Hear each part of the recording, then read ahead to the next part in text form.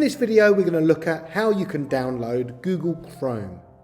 Now, depending on which device that you are accessing the internet on, open up the browser for that internet. So I'm on a Mac here and I'm going to open up Safari. As you can see, this is a Safari window. If you're on a PC, then you might want to open up the Microsoft Edge browser. Download Google Chrome. So then all you need to do is type in the search bar.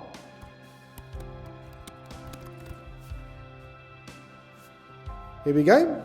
There is the website, and then all you need to do is click on Download Chrome, and then depending on the device you're using, is install that in the usual way.